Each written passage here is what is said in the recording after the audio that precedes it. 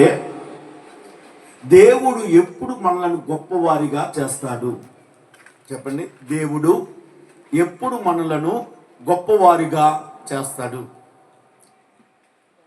వాక్యాన్ని మనం చదువుకుందాము. 135 కీర్తన 5వ వచనాన్ని మనం చదువుతుండగా, యెహోవా గొప్పవాడనియు మనం ప్రభువు సమస్త దేవతల కంటే గొప్పవాడనియు నేనెరుగుదును. చిన్న ప్రార్థన చేస్తాను.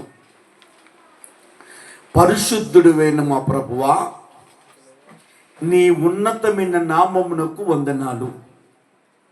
దేవా, నీ వాక్యమును నీ బిడ్డలకు చేరుతూ ఉండగా ప్రతి హృదయము మండగల కృప ఇవ్వండి.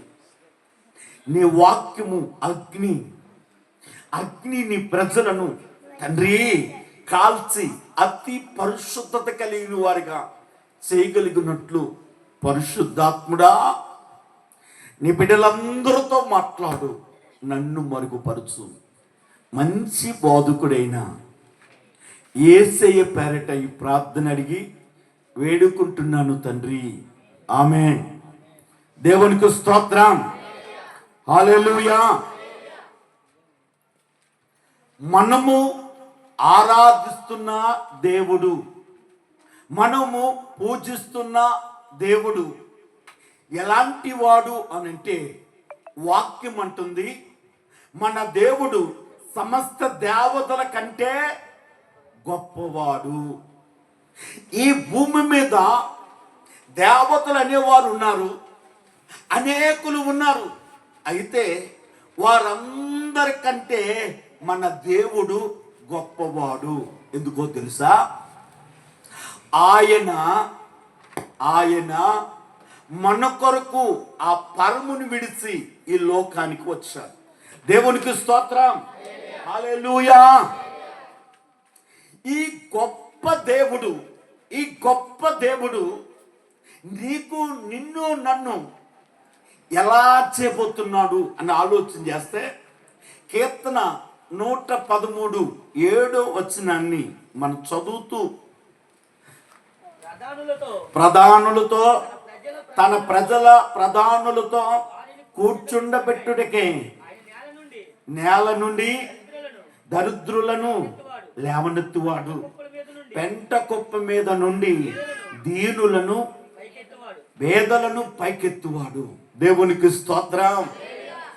ఈ గొప్ప దేవుడు, సమస్త దేవతల కంటే గొప్ప దేవుడు నిన్నేం చేయబోతున్నాడంటే, దీనులను దరిద్రులను పెంట కుప్ప మీద నుండి ఏం చేయబోతున్నాడంటే పైకెత్తబోతున్నాడంట, గొప్ప చేయబోతున్నాడట. దేవునికి స్తోత్రం, హల్లెలూయా. నీ దేవుడు గొప్పవాడు.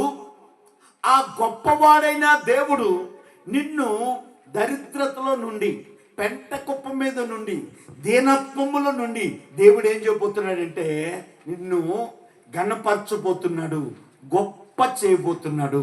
దేవునికి స్తోత్రం. ఈరోజు యెహోషువను గూర్చి మీతో మాట్లాడాలని భావిస్తూ ఉన్నాను.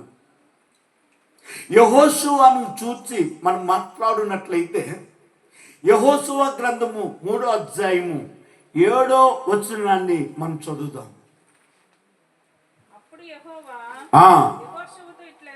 యెహోషువతో ఇట్లనెను, నేను మోషేకు తోడై ఉన్నట్లు నీకును తోడయుందును. ఇశ్రాయేలీయులందరూ నేడు వారి కన్నుల ఎదుట నిన్ను గొప్ప చేయ మొదలు పెట్టెదను. దేవునికి స్తోత్రం. దేవుడు యెహోషువతో అన్నాడు, నేను మోషేకు తోడై ఉన్నట్టుగా నేను నీకు తోడై ఉంటాను. రెండవదిగా, ఇశ్రాయేలీయుల అందరి కన్నుల ఎదుట నేను నిన్ను గొప్ప చేస్తాను. దేవునికి స్తోత్రం. ఈ రోజున దేవుడు ఆయన సన్నిధి అనుభవిస్తున్న మీ అందరికీ ఆయన చెప్తున్న మాట ఏమిటంటే, నేను మోషేకు తోడున్నట్లుగా, యెహోషువకు తోడున్నట్లుగా నేను నీకు తోడుగా ఉంటాను. అందుకే యేసు ప్రభు పుట్టినప్పుడు ఆయన నామకరణంలో ఒక నామకరణం ఏంటంటే ఇమ్మానుయేలు. ఏం పేరు చెప్పండి? ఇమ్మానుయేలు. ఇమ్మానుయేలు అను మాటకు భాషాంతరమున దేవుడు మీకు తోడేయుండును. దేవుడు మీకు తోడేయుండును. నీవు ఆరాధిస్తున్న దేవుడు, నీవు పూజిస్తున్న దేవుడు ఎలాంటి వాడంటే నీకు తోడుగా, ఎలా తెలుసా? మోషేకు తోడుగా ఉన్నట్టు, యెహోషువకు తోడుగా ఉన్నట్టు నీకు తోడయుండి యెహోషువను ఇశ్రాయేలీయుల కన్నుల ఎదుట గొప్ప చేసినట్లుగా దేవుడు నీ చుట్టూతున్న నీ ప్రజలందరి ఎదుట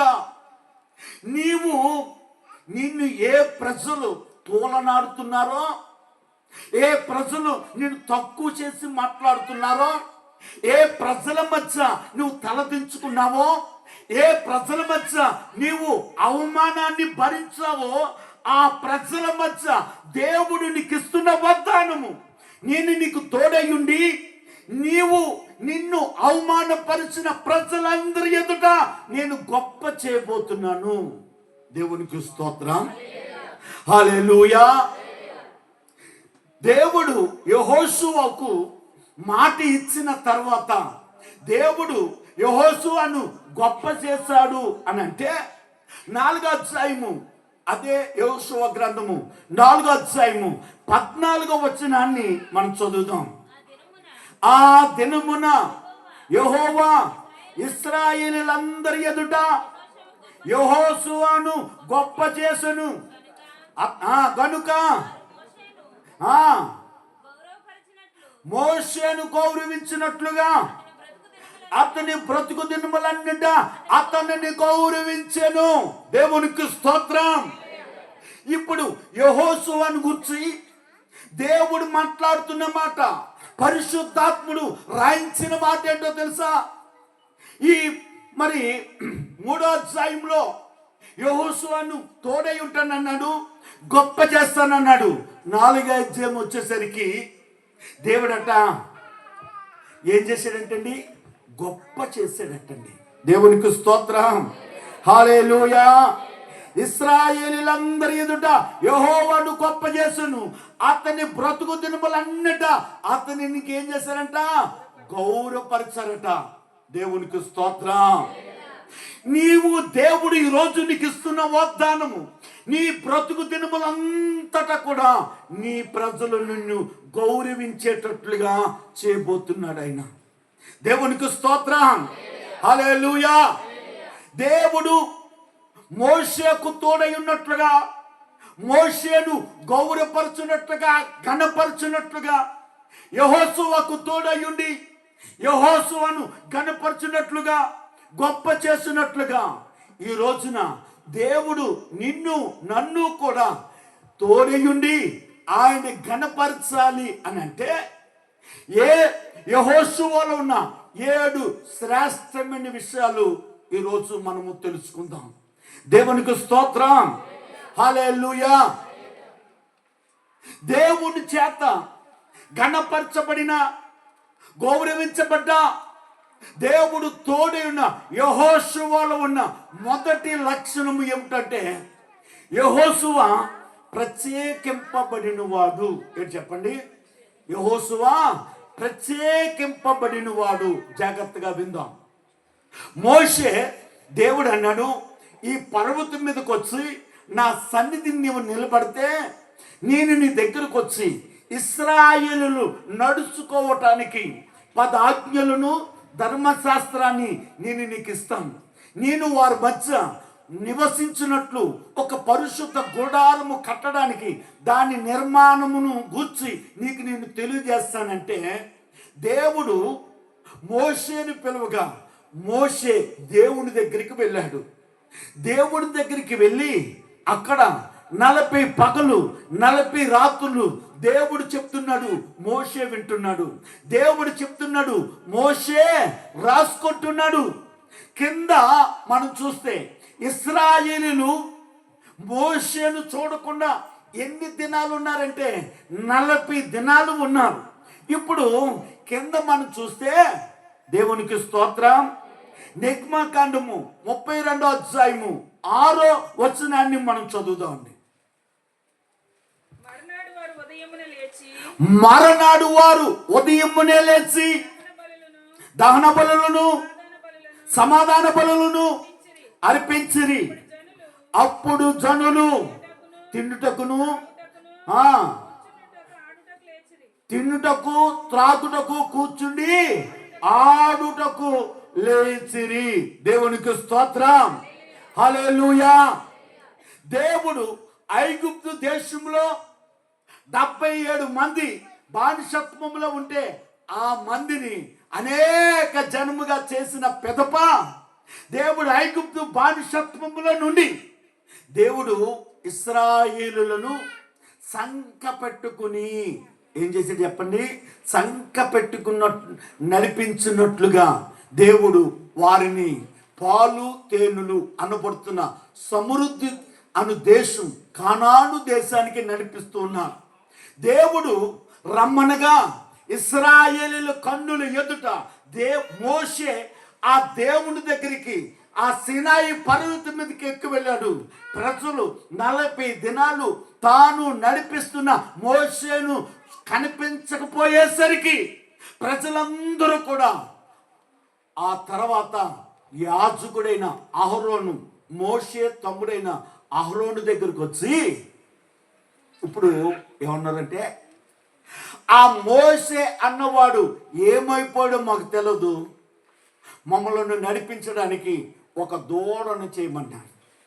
వారికున్న బంగారం అంతా తీసుకుని వచ్చి అహరోను ముందు వేస్తే అహరోను ఒక బంగారుపు దూడ చేశాడంట. ఏం దూడ చెప్పండి, బంగారుపు దూడ చేస్తే ఇప్పుడు ఈ ప్రజలందరూ దేవుడు చేసిన అద్భుత కార్యాలను ఆశ్చర్య కార్యాలను మరిచిపోయి వారి మధ్య అగ్ని స్తంభముగా మేఘ స్తంభముగా దేవుడు నిత్యము నిలుస్తున్నప్పుడు ఆ వెలుగును మర్చిపోయి దేవుడు ఇప్పుడు ఇశ్రాయేలీయుల ప్రజలందరూ అంటున్నారు, ఆ దూడ ముందు దహన బలులు అర్పించి సర్వహోమములు అర్పించి ఇప్పుడు దూడను అంటున్నారు, ఐగుప్తు దేశం నుండి మమ్ములను విడిపించి నడిపించినది ఎవరట, దూడే అని దూడకు మొక్కి ఇప్పుడు ఏం చేస్తారంటే వారు ఆ దూడకు ఉత్సవము చేస్తున్నారంటండి. ఏమిటి చెప్పండి, ఉత్సవం చేస్తున్నారండి. దేవునికి స్తోత్రం, హల్లెలూయా. ప్రజలందరూ తినటం తాగటం అయింది, వాళ్ళు ఆడుటకు లేచారంట. ఉత్సవం ఎలా జరుగుతుందో తెలుసు కదా మీకు, సంబరాలు ఎలా జరుగుతాయో తెలుసు కదా. ఇప్పుడు తిన్నారు తాగారు, ఇప్పుడు సంబరం చేయడం మొదలు పెట్టారు. దేవునికి స్తోత్రం. ఇప్పుడు మోషేతో దేవుడు అన్నాడు, మోషే ఐగుప్తు దేశం నుండి తీసుకొచ్చిన ప్రజలు చెడిపోయారు, నువ్వు త్వరగా కిందకి వెళ్ళన్నాడు. ఇప్పుడు కిందకి దిగుతూ ఉన్నాడట. అప్పుడు కింద ఎవరున్నారో తెలుసా, యెహోషువ ఉన్నాడు. ఎవరున్నారు చెప్పండి, యెహోషువ ఉన్నాడు. 17వ వచనాన్ని చదువుదాం. ఆ ప్రజలు పాలెములో యుద్ధధ్వని మోషేతో అనగా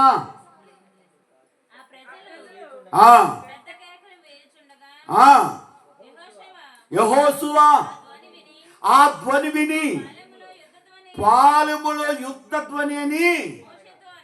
దేవునికి స్తోత్రం. జాగ్రత్తగా వినండి. కొండ మీద నుండి మోషే దిగి వస్తున్నాడు. కొండ కింద పాలెములో ప్రజలు మరి దూడకు ఉత్సవం సంబరము చేస్తున్నారు, పెద్ద కేకలు వేసి సంబరాన్ని చేస్తున్నారు. ఇప్పుడు యెహోషువ ఎక్కడున్నాడు అంటే, యెహోషువ ఉత్సవం జరిగే చోట లేడాయన. ఎక్కడున్నాడు, ఉత్సవం జరిగే చోటు ఉంటే ఇప్పుడు యెహోషువ ఏం చెప్పాలో తెలుసా? ప్రజలందరూ కూడా దూడకు నమస్కరించి ఆ దూడకు ఉత్సవం చేస్తున్నారని చెప్పాలి. కానీ దేవుడు ఆ యెహోషువ అంట ఆ ధ్వని విని, దగ్గరగా ఉన్నవాడు ధ్వని చూస్తాడు, దూరంగా ఉన్నవాడు ధ్వని వింటాడు. ఏమిటి చెప్పండి? దూరంగా ఉన్నవాడు ధ్వని వింటాడు, దగ్గరగా ఉన్నవాడు ధ్వని చూస్తాడు. ఇప్పుడు మనం చూస్తే ప్రజలందరూ దారి తప్పి దేవుని మర్చిపోయి సంబరము చేస్తూ ఉంటే యెహోషువ ఆ స్థలములో లేదు, ప్రత్యేకింపబడిన స్థలములో ఉన్నాడు. దేవునికి స్తోత్రం, హల్లెలూయా. మోషే తన గురువు గారు మోషే దేవుడి దగ్గరికి వెళ్తే ప్రజలలో కలిసిపోక యెహోషువ ప్రత్యేకింపబడినగా ఉన్నాడట. యాకోబు పత్రికలో రాయబడిన మాట ఏంటో తెలుసా? 4వ అధ్యాయము 4వ వచనంలో చూస్తే, ఈ లోక స్నేహం దేవుడితో వైరం. ఈ రోజున నీవు దేవుడు స్వరత్వమిచ్చి, దేవుడు నిన్ను కొనుక్కొని క్రయధనము చెల్లించి నిన్ను ఆయనకు స్వకీయ జన్ముగా యాజకులుగా రాజులుగా మిమ్మల్ని ఏర్పరచుకున్నాడట. ఏర్పరచుకున్న నీవు లోకముతో స్నేహం చేయకూడదు. ఇశ్రాయేలీయులు పరిశుద్ధ జన్మని దేవుని పేరు పెట్టుకున్నారు. వారు దేనితో చేస్తున్నారు తెలుసా? దూడతో స్నేహం చేస్తున్నారు. ఈ రోజున లోకముతో స్నేహం చేస్తున్నావా? నీ దేవునికి వైరం అది. ఈ లోక స్నేహము దేవునికి వైరం. నీవు ఈ లోకంలో జీవిస్తున్నప్పుడు ఎలా ఉండాలంటే ఒక ప్రత్యేకింపబడిన వారుగా ఉండాలి.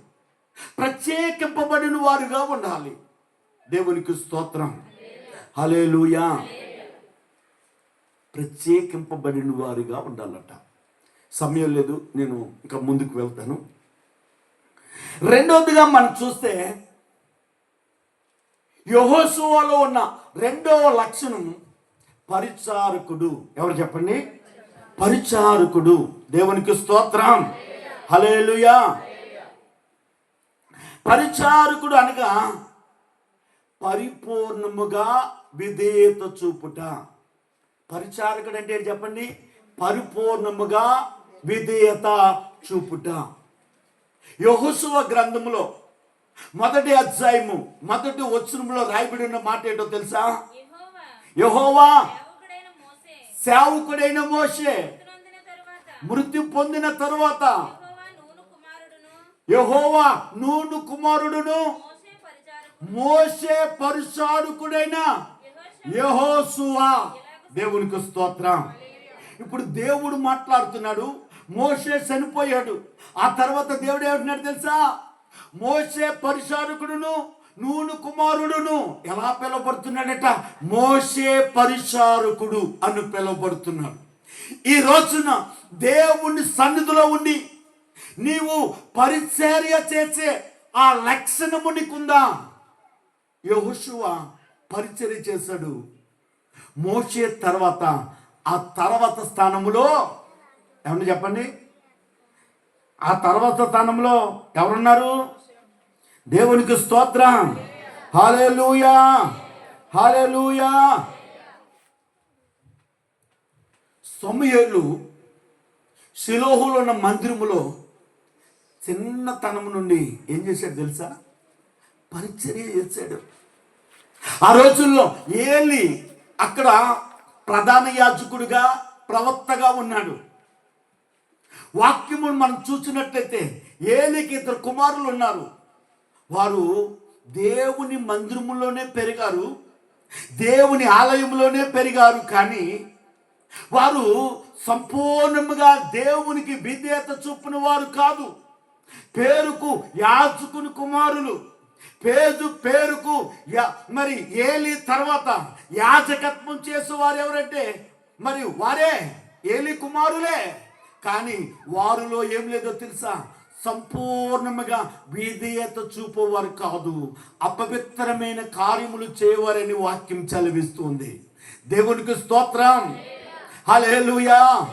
ఆ దినములలో సమూయేలు సంపూర్ణముగా చిన్న వయసు కలిగిన వాడైనా దేవుని ఎదుట సంపూర్ణ విధేయత కలిగిన వాడుగా ఉంటే దేవుని ప్రత్యక్షత సమూయేలుకు కలిగింది. ఈ రోజున దేవుని ఎదుట ప్రత్యక్షత నీకు కలగాలి అంటే పరిచర్య చేయాలి. నువ్వు ఎవరికి చేయాలి తెలుసా?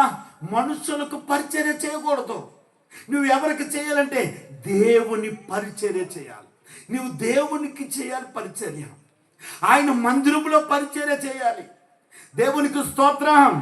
హల్లెలూయా, హల్లెలూయా.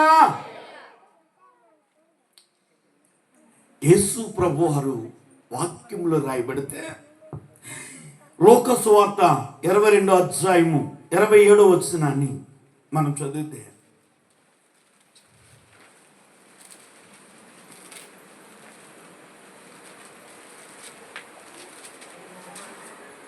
గొప్పవాడెవడు గొప్పవాడెవడు?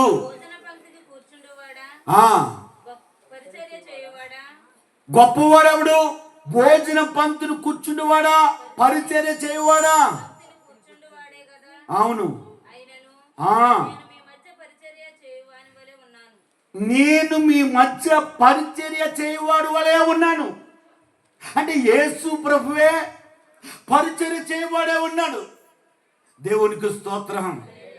యేసు ప్రభువే పరిచర్య చేయవాడిగా ఉంటే ఈ రోజున ఆ యేసు ప్రభువును ఆరాధించే సేవకుడు పరిచర్య చేయించుకుంటున్నాడు. దేవునికి స్తోత్రం. హల్లెలూయా. యేసు ప్రభు ఎలా ఉన్నాడంటండి? పరిచర్య చేయవాడిగా ఉన్నాడు. మనం ఎవరో తెలుసా?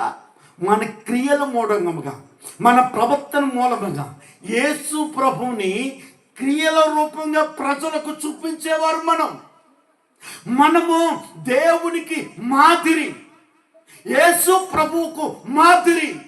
యేసు ప్రభువు ఎలా పిలుతున్నాడు తెలుసా? ఆయనంట పరిచారకుడట. ఆయన ఎవరు చెప్పండి? పరిచారకుడట. భోజన పంక్తిని కూర్చుని వాడు గొప్పవాడు అవ్వచ్చు, కానీ నేను ఎవరినో తెలుసా? నేను పరిచర్య చేయడానికి వచ్చాను. నేను పరిచారకుడను. ఈ రోజున యేసు ప్రభువే పరిచర్య చేస్తే యేసు ప్రభువుని మరి సేవకుడు అని చెప్పుకుంటున్న వారు పరిచర్య చేస్తున్నారా? పరిచర్య చేయించుకుంటున్నారా? పరిచర్య చేస్తున్నారా? పరిచర్య చేర్చుకుంటున్నారా? దేవునికి స్తోత్రం. హల్లెలూయా. యేసు ప్రభువారు మీలో ఎవడు గొప్పవాడు అనే తర్కం శిష్యుల్లో పుట్టినప్పుడు ఇదిగో ఏమన్నారు తెలుసా? తను తగ్గించుకున్నవాడు హెచ్చింపబడును. ఈ రోజున దేవునికి మాదిరిగా జీవించాలని, దేవునికి ప్రతినిధులమని, దేవుని మాట ప్రవర్తన నోట ఉండని చెప్పుకుంటున్న ప్రతివాడు దేవుని మాట ప్రవర్తన నోట ఉండాలి అంటే ఆ ప్రవర్తన ఎలా ఉండాలో తెలుసా? పరిచారకుడిగా ఉండాలి. పరిచర్య చేయించుకునేవాడిగా ఉండకూడదు. దేవునికి స్తోత్రం. హల్లెలూయా. యేసు ప్రభు ఓ రాత్రి, కడవరి రాత్రి, యేసు ప్రభు శిష్యుని పాదాలు కడగడం ప్రారంభించాడు. ఆయన శిష్యుని పాదాలు కడగడం ప్రారంభించాడు. ఆయన ఎవరో? భూమి ఆకాశమును పట్టుజాలని దేవుడైన, భూమి ఆయన పాదపీఠం, ఆకాశము ఆయన సింహాసనము. అంత గొప్ప దేవుడు మానవ రూపాన్ని ధరించి మనుషుల మధ్య పరిచారకుడిగా సమస్తమును విధేయత చూపగలిగిన వాడిగా మాదిరిగా ఉంటే యేసు ప్రభువుకు మనము మాదిరిగా జీవించవలసింది పోయి పరిచర్య ఎలా ఉన్నంట? పరిచర్య చేయించుకునే వారిగా ఉన్నాం. దేవునికి స్తోత్రం. హల్లెలూయా, హల్లెలూయా. ఇంకో మాట చెప్పనా? సేవకుడు ఈ రోజున తినటానికి, బ్రతకటానికి, బట్ట కట్టుకోవడానికి, విలాసవంతమైన జీవితం జీవించడానికి కారణం ఏంటో తెలుసా? బైబిల్ గ్రంథం. సేవకుని చేతిలో బైబిల్ గ్రంథాన్ని చూడకపోతే ఎవడన్నా మాట వింటాడా? ఎంత అమూల్యమైన మాట నువ్వు చెప్పగలిగిన నీ చేతిలో బైబిల్ గ్రంథం ఉంటేనే ఆ మాటకు విలువ, ఆ మాటకు విలువ. దేవునికి స్తోత్రం. దేవుని సేవకులు అని చెప్పుకుంటూ ఏ బైబిల్ గ్రంథము చేత మరి బోధించు మరి విలాసవంతమైన జీవితాన్ని జీవిస్తున్నారో వారు బైబిల్ గ్రంథాన్ని చేత్తో పట్టుకుని నడవటానికి సిగ్గుపడుతున్న దినాలు ఇవి.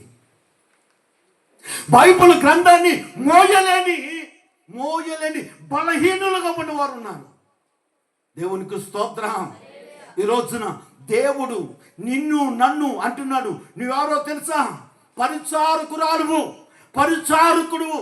పరిచారకుడు అంటే సమస్తము సంపూర్ణముగా విధేయత చూపువాడు.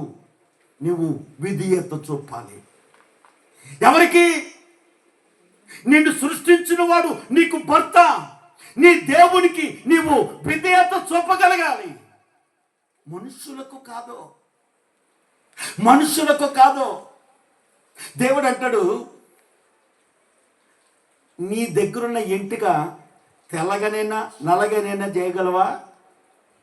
ఎందుకు పనికిరాని ఒక ఎంటుకును మనుషుడు తెల్లగనైనా నల్లగనైనా చేయలేనప్పుడు నువ్వు ఎవరికి భయపడాలో తెలుసా? నీ దేవునికి నువ్వు భయపడాలి. నువ్వు ఎవరికి విధేయత చూపాలి తెలుసా? నీ దేవునికి విధేయత చూపాలి. నువ్వు ఎవరికి పరిచర్య చేయాలంటే నీ దేవునికి పరిచర్య చేయాలి. నీ దేవునికి పరిచర్య చేయాలి. దేవునికి స్తోత్రం. హల్లెలూయా. దేవుడు యెహోషువను గురించి సాక్ష్యమిచ్చి బైబిల్ గ్రంథంలో రాయిస్తున్న విలువైన మాట, మోషే పరిచారకుడైన యెహోషువ. ఈ రోజున దేవుడు సంఘములో నిలబడి నిన్ను గురించి, నా సంఘములో నాకు పరిచారకురాలు, నాకు పరిచారకుడు అని దేవుడు నిన్ను గురించి సాక్ష్యం ఇస్తాడా? ఇస్తాడు. ఎప్పుడో తెలుసా? మనుషులకు కాదు, దేవునికి పరిచర్య చెయ్యి. మనుషులకు కాదు, దేవునికి పరిచర్య చెయ్యి. దేవునికి స్తోత్రం. హల్లెలూయా, హల్లెలూయా. మొదటిది ప్రత్యేకింపబడుట, రెండోది పరిచారకుడు, మూడోది నిర్గమాకాండము 33వ అధ్యాయము 11వ వచనాన్ని మనం చదువుదాం.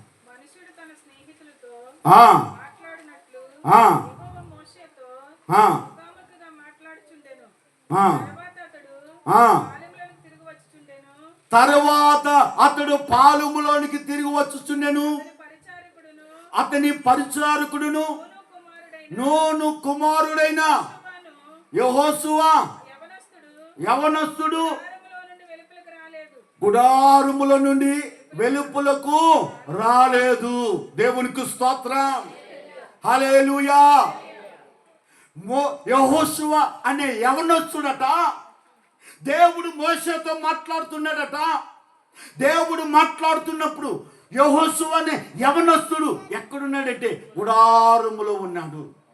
మూడోదిగా యెహోషువలో ఉన్న శ్రేష్టమైన లక్షణము గుడారవాసి.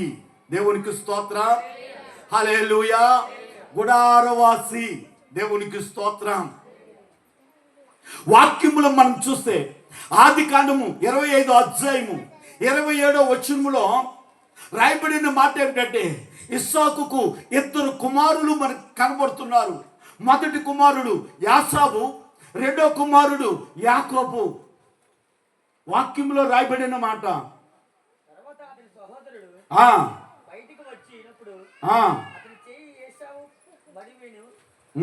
పట్టుకొని ఉండెను కనుక అతని యాకోబు అని పేరు పెట్టబడెను. ఆ చిన్నవాడు ఎదిగినప్పుడు 27 వచనం నేను చదువుతాను చూడండి. ఆ చిన్నవాడు ఎదిగినప్పుడు యాసావు యాటాడుడి యందు నేర్పరి అయి అరణ్యవాసిగా ఉండెను. యాకోబు సాధువై గుడారములో నివసించుండెను. దేవునికి స్తోత్రం. హల్లెలూయా. దేవునికి. ఇస్సాకు కలిగిన ఇద్దరు కుమారులు, మొదటి కుమారుడు యాకోబు, రెండో కుమారుడు యాకోబు.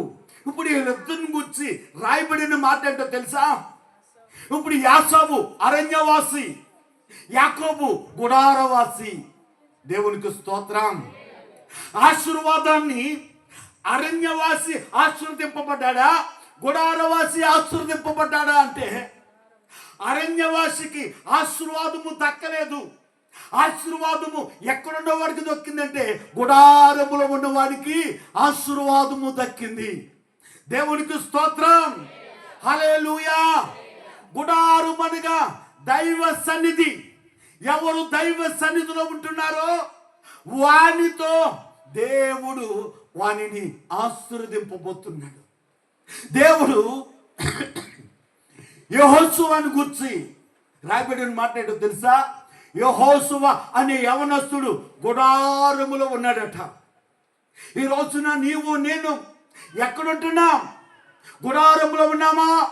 అరణ్యములో ఉన్నామా?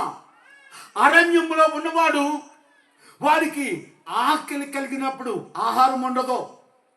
అరణ్యములో ఉన్నవాడికి దాహము కలిగినప్పుడు దాహము తీరదు. ఎప్పుడో తెలుసా? వాడు ఆహారం దొరికినప్పుడే ఆకలి తీర్చుకోవాలి. నీటి మడుగు కనపడినప్పుడే దప్పిక తీర్చుకోవాలి. గుడారములో ఉన్నవాడు అలా కాదు.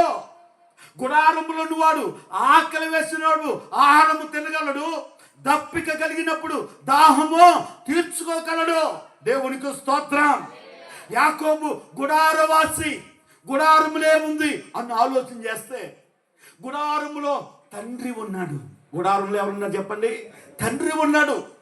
గుడారంలో తండ్రి అయిన ఇస్సాకు ఉన్నాడు. ఇస్సాకును గురించి రాయబడిన మాట ఏంటో తెలుసా? ఇస్సాకు పొలములు జానింపబెలను. ఇస్సాకు దేవుని సన్నిధిలో దేవుని ప్రార్థించే అనుభవం కలిగిన వాడు. దేవుని సన్నిధిలో దేవుణ్ణి ఆరాధించే అనుభవం కలిగిన వాడు. ఇప్పుడు తండ్రి అనుభవంలో ఎవరున్నారో తెలుసా? యాకోబు ఉన్నాడు. గుడారములో తండ్రితో పాటు మోకరించడం, తండ్రితో పాటు ప్రార్థన చేయడం, తండ్రితో పాటు దేవునితో సహవాసం చేయడం. దేవుని సహవాసము గుడారములో ఉంది. దేవుని సహవాసము గుడారములో ఉంది. దేవునికి స్తోత్రం. ఇప్పుడు యెహోషువలో ఉన్న శ్రేష్టమైన లక్షణం ఏంటంటే అది గుడారములో ఉండి కనిపెట్టుతున్నాడు. గుడారములో ఉండి ప్రార్థిస్తూ ఉన్నాడు. గుడారములో ఉండి దైవ సన్నిధిని అనుభవిస్తున్నాడు. దైవ సన్నిధిని అనుభవిస్తున్నాడు. దేవునికి స్తోత్రం. హల్లెలూయా. హల్లెలూయా. నాలుగో విషయం చూద్దాం. సంఖ్యాకాండము 32 అధ్యాయము 11, 12 వచనాలను చదువుదాం.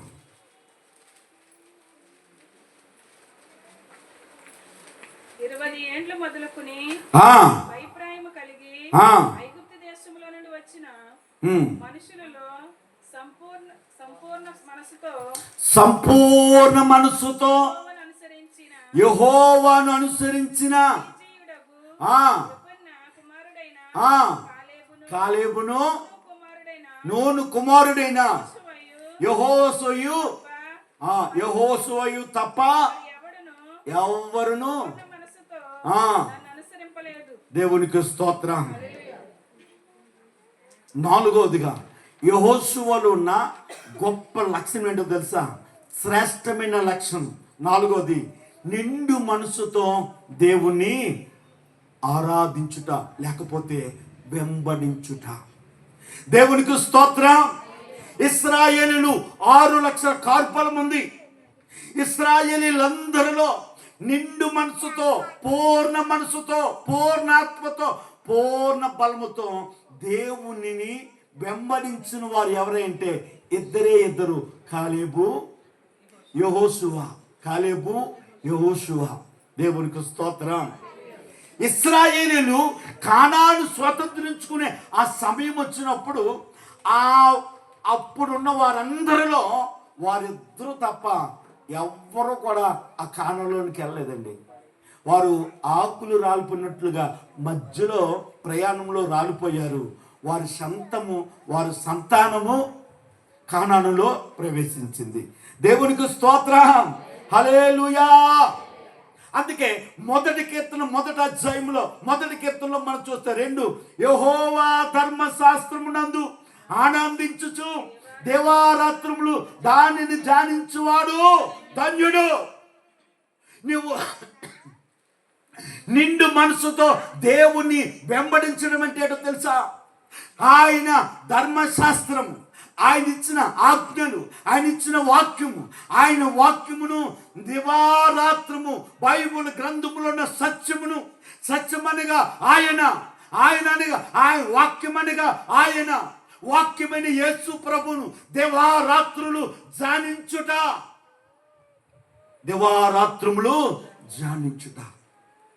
దేవునికి స్తోత్రం, హల్లెలూయా. అందుకే 119 దావీదు కీర్తనలో మనం చూస్తే 2వ వచనం, పూర్ణ హృదయముతో ఆయనను వెతకువారు ధన్యులు. ఈ రోజున దేవుని వెతకడానికి వచ్చిన నీలో నాలో నిండు మనసుతో యెహోషువ వలె ఆయనను పూర్ణ హృదయముతో ఆరాధించగలుగుతున్నామా? స్తుతించగలుగుతున్నామా? ఆయనను వెంబడించగలుగుతున్నామా? యెహోషువలో ఉన్న అతి ప్రాముఖ్యమైన లక్షణం నిండు మనసుతో ప్రభువుని వెంబడించాడంట. ఈ రోజున నేను కూడా నిండు మనసుతో తొలకిసలేని నిండు మనసుతో ప్రభువును వెంబడించేవారుగా ఉండాలి. దేవునికి స్తోత్రం, హల్లెలూయా, హల్లెలూయా. 5వ లక్షణాన్ని మనం చూద్దాం. 5వ లక్షణం యెహోషువ గ్రంథము 1వ అధ్యాయము 7వ వచనం నుండి చదువుదాం. నిబ్బరము కలిగి జాగ్రత్త పడి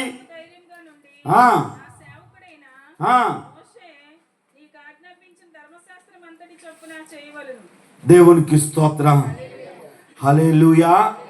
ఇప్పుడు ఏం చేయాలంటే అండి, ధర్మశాస్త్రం అంతటి చొప్పున చేయాలట. 8వ వచనం కూడా చదవండి. ఈ ధర్మశాస్త్ర నీవు బోధింపక తప్పుపోకూడదు, దానిలో రాయబడిన వాటన్నిటి ప్రకారము చేయుటకు నీవు జాగ్రత్త పడినట్లు దేవారాత్రులు దానిని ధ్యానించిన యెడల నీ మార్గమును వర్ధల చేసుకుని చక్కగా ప్రవర్తించదువు. దేవునికి స్తోత్రం, హల్లెలూయా. నీవు బ్రతుకు దినములన్నీ కూడా నీ దేవుని ఎదుట కుడి ఎడమలకు తొట్టుల పోకుండా నీవు నీ దేవుని ఎదుట చక్కగా ప్రవర్తించేసేది ఏంటో తెలుసా? వాక్యం. ఇప్పుడు యెహోషువ ఏం చేస్తున్నాడు తెలుసా? దేవుని ధర్మశాస్త్రాన్ని చదువుతున్నాడు, ధ్యానిస్తున్నాడు, ఆ ధ్యానించినది బోధిస్తున్నాడు. బోధించి దాని నుండి ఏం చేస్తాడట? తొట్టుల్లో పోకుండా చేసుకుంటున్నాడట. దేవునికి స్తోత్రం. ఈ రోజున దేవుని వాక్యాన్ని అనుదినము నువ్వు చదవగలుగుతున్నావా? దానిని ధ్యానించగలుగుతున్నావా? దేవుని నీకు బోధిస్తున్న వాక్యాన్ని నీవు తొలగిపోకుండా, వాక్యం నుండి తొలగిపోకుండా నువ్వు చూసుకుంటున్నావా? నీవు దేవుని వాక్యాన్ని చదువుతూ, దానిని ధ్యానిస్తూ, దానిని బోధిస్తూ నీవు ఆయన ఎదుట జీవిస్తున్నప్పుడు అంటాడు ఆయన, నువ్వు కుడి ఎడమలకు తొట్టులు పోవంట. నువ్వేం చేస్తావు తెలుసా? వర్ధిల్లుతావంట. ఏం చేస్తావు చెప్పండి? వర్ధిల్లుతావు. దేవునికి స్తోత్రం, హల్లెలూయా, హల్లెలూయా. రోజున వాక్యాన్ని ధ్యానించగలగాలి. సమయం అయిపోతుంది కనుక మరొక మాటను మనం చూద్దాం. సంఖ్యాకాండము 14వ అధ్యాయము 7వ వచనాన్ని మనం చదువుదాం. ఇశ్రాయేలీయుల సర్వ సమాజముతో మేము సంచరించి చూచిన దేశము ముక్కిలి మంచి దేశము యెహోవా మన యందు ఆనందించిన ఎడల ఆ దేశంలో మనల్ని చేర్చి దానిని మనకిచ్చును. దేవునికి స్తోత్రం. జాగ్రత్తగా వినండి. దేవునికి స్తోత్రం. హల్లెలూయా. ఇప్పుడు దేవుడు ఇశ్రాయేలులకు వాగ్దానం చేసిన ఆ కానాను దేశము, అక్కడున్న విధి విధానాలు ఏంటి, అక్కడున్న ప్రజలు ఎలా ఉంటారు, వారు తినే తిండేటి, వారు నివసిస్తున్న మరి పట్టణాలు ఏంటి, వారు గుడారంలో నివసిస్తున్నారా, ఇళ్లలో నివసిస్తున్నారా, మరి వారిని వేగు చూసి రావటానికి ఎంతమందిని పంపించాడంటే 12 గోత్రముల నుండి 12 మందిని వేగు చూడడానికి పంపించాడండి. 12 మందిలో 10 మంది ఇప్పుడు ఏమంటున్నారంటే, అయ్యా వారు అనానికీయులు అని అంటున్నారు. ఎవరు చెప్పండి? అనాకీయులు. ఎవరండి? అనాకీయులు ఎత్తరు మనుషులు అన్నమాట. దేవునికి స్తోత్రం. ఆ తెగల నుండి వచ్చిన వాడే గొలియాతు. వాడు ఎంత ఉంటాడు చెప్పండి? 6 మూల జనాలు. దేవునికి స్తోత్రం. వీరందరూ కూడా వీరు తప్పుడు సమాచారాన్ని ఇచ్చారండి. ఏ సమాచారం ఇచ్చారట? తప్పుడు సమాచారం ఇచ్చారు. ఇప్పుడు కాలేబు యెహోషువ ఇద్దరు కూడా వేగు చూడడానికి వెళ్ళి ఉన్నట్టుగా మోషేకు చెప్తున్నారు. ఎలా చెప్పండి? ఉన్నట్టుగా. ఇప్పుడు నీలో ఉండవలసిన లక్షణం ఏమిటో తెలుసా? 6వ లక్షణం. యెహోషువలో ఉన్న 6వ లక్షణం, శ్రేష్టమైన లక్షణం ఏంటంటే ఉన్నట్టుగా. దేవునికి స్తోత్రం. ఉన్నట్టుగా నీవు యథార్థముగా మాట్లాడగలుగుతున్నావా? మనుషులను చూసి భయపడుతున్నావా? మనుషుల రూపాన్ని చూసి భయపడుతున్నావా? నీకు కంటికి కనబడుతున్న మనుషులను చూసి కంటికి కనబడని నీకు తోడయున్న దేవుని అవమానపరుస్తున్నావా? నువ్వెవరో తెలుసా? 10 మంది తప్పుడు సమాచారం ఇచ్చారే వారివి. ఇప్పుడు ఉన్నట్టుగా మాట్లాడుతున్నావా? వాక్యం అంటుంది, నీ మాట అవునంటే అవును, కాదంటే కాదు. నీ మాట ఎలా ఉండాలో తెలుసా? అవునంటే అవును, కాదంటే కాదు. ఉన్నట్టుగా నువ్వు చెప్పగలగాలి. ఉన్నట్టుగా. నీ పొరుగు వాడిని గురించి తప్పుడు సాక్ష్యము చెప్పకూడదు అన్నాడు ఆయన. ఏం సాక్ష్యం చెప్పకూడదట? తప్పుడు సాక్ష్యము చెప్పకూడదు. ఉన్నట్టుగా మాట్లాడాలి. యెహోషువలో ఉన్న గొప్ప లక్షణం ఉన్నట్టుగానే. 10 మంది వెళ్ళారు. ఈ 10 మంది కూడా ఉన్నట్టుగా చెప్పలేదు, మార్చి చెప్పారు. ఇప్పుడు యెహోషువ కాలేబు ఇద్దరు కూడా వెళ్ళారట, ఉన్నట్టుగా సమాచారం చెప్పారట. 38వ వచనం కూడా చదవండి అదే అధ్యాయంలో. అయితే ఆ దేశమును సంచరించి చూసిన మనుషులలో నూను కుమారుడును యెహోషువయు యెఫున్నె కుమారుడగు కాలేబును బ్రతికిరి. జాగ్రత్తగా వినండి. ఇప్పుడు తప్పుడు సమాచారం ఇచ్చిన 10 మంది కూడా దేవునికి వ్యతిరేకముగా సమాచారం ఇచ్చారు. వీరు ఏం చేయారట? వీరు చనిపోయారు. ఉన్నట్టుగా చెప్పిన వారు ఏం చేశారట? బ్రతికింపబడ్డారు. నీ దేవుని ఎదుట ఉన్నట్టుగా అవునంటే అవును, కాదంటే కాదు అని నీ దేవుని ఎదుట యథార్థముగా మాట్లాడుతున్నావా? ఈ లోకమును విడిచిపెట్టి ఆ పరలోకములో దేవుడు నిన్ను బ్రతికింపబోతున్నాడు. వారు కానాడు దేశంలో బ్రతికింపబడినట్టుగా పరమ కాన అనబడుతున్న పరలోకములో నీవు బ్రతికింపబడతావు. దేవునికి స్తోత్రం. హల్లెలూయా. 7వ లక్షణం, యెహోషువ యుద్ధశూరుడు. ఎవరు చెప్పండి? యెహోషువ యుద్ధశూరుడు. వాక్యంలో మనం చూస్తే నిర్గమకాండము 17వ అధ్యాయము 9వ వచనం 10వ వచనాన్ని మనం చదువుదాం.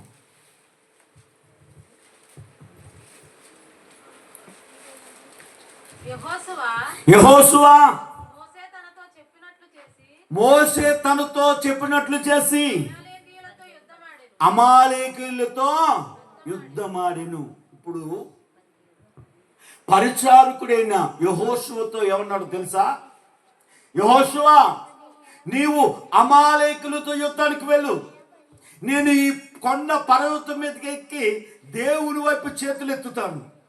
నేను చేతులు ఎత్తితే ఇప్పుడు దేవుడు నీకు విజయాన్ని ఇస్తాడని మోషే ఆ పర్వతం మీద చేతులు ఎత్తుతాడట. ఇప్పుడు దేవుడు యెహోషువకి విజయాన్ని ఇచ్చాడట. ఎప్పుడైతే మోషే చేతులెత్తాడో యెహోషువ కత్తి శత్రువుల గుండెలో దూసుకుని పోయేదట. ఈ రోజున దేవుని సన్నిధిలో నిలబడుతున్నావా? దేవుని సన్నిధిలో ఉన్నావా? నువ్వెవరో తెలుసా? యుద్ధ సూర్యుడవు. నువ్వు యుద్ధ ఉపకరణములను ధరించుకోవాలి. సిద్ధ మనిషి అని జోడట, డాలును ధరించుకోవాలంట, శరస్రావాన్ని ధరించుకోవాలంట, కవచాన్ని ధరించుకోవాలి. నువ్వు కత్తి ఏంటంటే వాక్యమే కత్తిని ధరించుకోవాలి. నీవెవరో తెలుసా? ఈ లోకంలో మనము యుద్ధ శూరులం.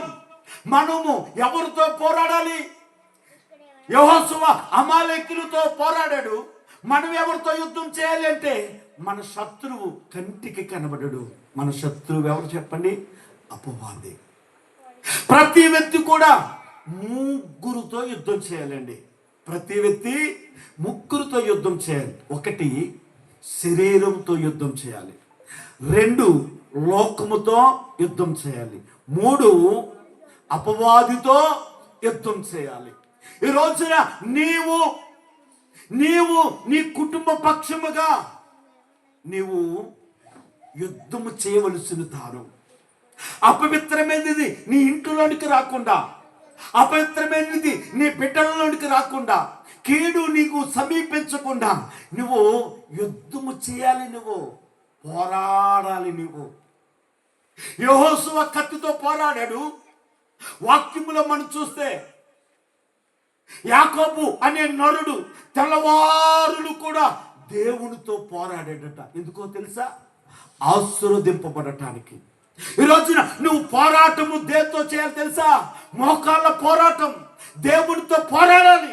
అయ్యా, నా కుటుంబాన్ని దీవించు, నా బిడ్డలను ఆశీర్వదించు, మా కీడును తొలగించు అని నువ్వు దేవునితో పోరాటము చేసి నీ కుటుంబం దీవింపబడటానికి కారుకురాలుగా నిలబడాలి. దేవునికి స్తోత్రం. హల్లెలూయా, హల్లెలూయా. ఇప్పుడు దేవుడు మోషేను ఆశీర్వదించినట్లు, మోషేకు తోడై ఉన్నట్లు, మోషేని కనపరిచినట్లు యెహోషువకు కూడా దేవుడు మరి తోడై ఉండి యెహోషువను గణపరచడానికి కారణం ఏంటో తెలుసా? యెహోషువలో ఉన్న 7 శ్రేష్టమైన విషయాలు. 1 ప్రత్యేకింపబడిన వాడు, 2 పరిచారకుడు, 3 గుడారవాసి, 4 చెప్పండి నిండు మనసుతో ప్రభువుని వెంబడించిన వాడు, 5 వాక్యమును ధ్యానించిన వాడు, వాక్యాన్ని చదివిన వాడు, వాక్యాన్ని బోధించిన వాడు, వాక్యముసారముగా నడిచిన వాడు. 5 మనం చూస్తే, 6 మనం చూస్తే ఉన్నట్టుగా మాట్లాడిన వాడు, 7 యుద్ధ సూర్యుడు. దేవునికి స్తోత్రం. ఈ 7 లక్షణాలు కనుక నీలో ఉండగలిగితే, దేవుడు నీలో చూడగలిగితే, ఇప్పుడు నీ దేవుడు పక్షపాతం కలిగిన వాడు కాదా? యెహోషువను ఘనపరిచినట్లుగా, యెహోషువను గొప్ప చేసినట్లుగా, యెహోషువను తోడై ఉన్నట్లుగా నీకు తోడై ఉండబోతున్నాడు. నిన్ను గొప్ప చేయబోతున్నాడు. నీ ప్రజలందరి ఎదుట దేవుడు గొప్ప చేయబోతున్నాడు. యెహోషువను గొప్ప చేస్తానని, తోడై ఉంటానని. ఇప్పుడు యెహోషువను గొప్ప చేశాడా లేదా అండి? చేశాడా లేదా? అలా చూస్తున్నారేంటి? చదవండి 4వ అధ్యాయం 14 వచ్చినవా చదవండి. ఆ దినమున యెహోవా ఇశ్రాయేలీయులందరి ఎదుట యెహోషువను. ఇప్పుడు ఈ దినమున నీ ప్రజలందరి ఎదుట, నీ గ్రామ ప్రజలందరి ఎదుట, నీ బంధువులందరి ఎదుట యెహోషువను గొప్ప చేసినట్లుగా నిన్ను గొప్ప చేయబోతున్నాడు. దేవునికి స్తోత్రం. మోకరిద్దాం, లేచి నిలబడదాం, అందరము కలిసి ఒకటే ప్రార్థన. యెహోషువలో ఉన్న ఆ శ్రేష్టమైన లక్షణాలు, ఆ విలువైన లక్షణాలు మనము నాకు దయచేయనని ప్రభు దగ్గర ఒక తీర్మానం, దేవుని దగ్గర ఒక తీర్మానము. స్వరమెత్తి గట్టిగా ప్రభు సన్నిధిలో మోకరించయ్యా. లోకములో నుండి ప్రత్యేక